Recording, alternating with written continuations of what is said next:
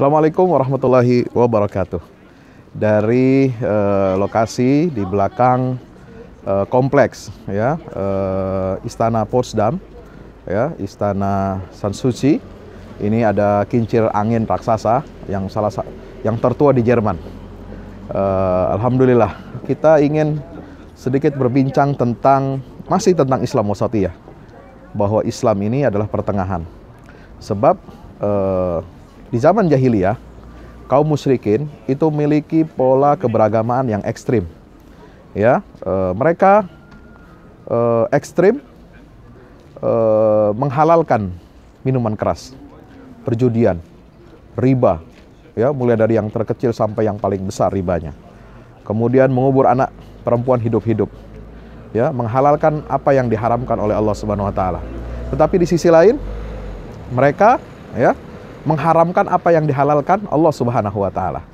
Ya, mereka mengharamkan jenis-jenis makanan, tumbuh-tumbuhan dan hewan-hewan ternak. Ya, itu dijelaskan di dalam Al-Qur'anul Karim, ya, di dalam surah Al-An'am mulai dari 136 sampai 140. Maka itu Islam dihadirkan oleh Allah Subhanahu wa taala membawa ajaran yang wasatiyah, yang jelas, tegas, menghalalkan apa yang dihalalkan Allah dan mengharamkan apa yang diharamkan oleh Allah SWT. Islam bukan Islam kalau ada orang atau kelompok pihak yang mengharamkan apa yang dihalalkan Allah. Atau sebaliknya, bukan Islam, ada orang kelompok yang menghalalkan apa yang diharamkan oleh Allah Subhanahu wa taala. Maka itu surah Al-An'am ini sangat fenomenal.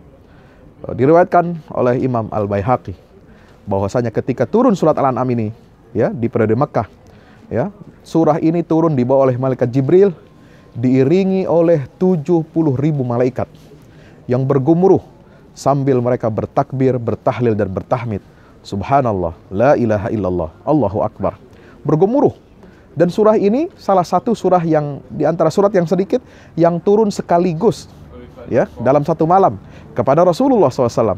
Ya, kenapa? Surat ini hendak merevolusi, ya, kehidupan masyarakat jahiliyah, merevolusi sistem akidahnya, merevolusi sistem perekonomiannya, merevolusi sistem muamalahnya, merevolusi pandangan alam hidup jahiliyah, di mana mereka menguburkan anak perempuan hidup-hidup, ya, karena takut miskin.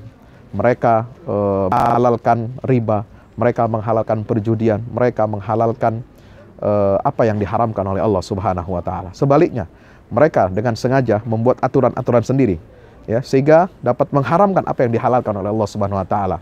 Seperti yang tercantum di dalam surah Al-An'am ayat 136 sampai 140. Ada jenis-jenis yang mereka haramkan, yang mereka karang-karang, rekayasa. Ya, seperti apa? Makanan, tumbuhan atau hewan-hewan ternak. Ya, katanya ini adalah bagian Allah, ini bagian berhala-berhala yang menjadi sekutu Allah. Kalau yang menjadi bagian dari berhala Allah, ya, berhala atau sekutunya Allah Subhanahu wa taala, dia akan sampai kepada Allah Subhanahu wa taala. Tetapi kalau bagian yang milik Allah, itu tidak akan sampai kepada berhala-berhala mereka. Maka Allah mengatakan sa'ama yahkumun, sungguh buruk apa yang mereka putuskan itu. Sehingga hadirin jamaah rahimakumullah, surah Al-An'am ini, ya, memberikan efek yang luar biasa dahsyat, membawa ajaran Al-Quran yang sangat universal, merevolusi pandangan alam hidup jahiliyah. Dan Allah Subhanahu wa taala mengatakan dalam surat Al-An'am 114, afa ghairallahi abtaghi hakama wa huwa alladhi anzala ilaikumul kitaba mufassala.